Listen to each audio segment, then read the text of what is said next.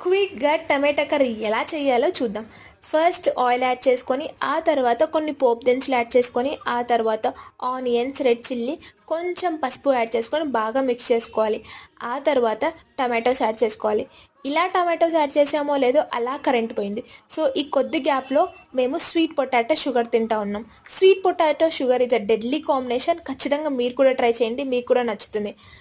ఆ తర్వాత టొమాటోస్లో కొంచెం సాల్ట్, కొంచెం గరం మసాలా, కొద్దిగా వాటర్ యాడ్ చేసుకొని ఓ 5 to 10 minutes బాగా కుక్ చేసుకోవాలి. అంతే, సింపుల్గా టమాటో కర్రీ రెడీ అయిపోయింది.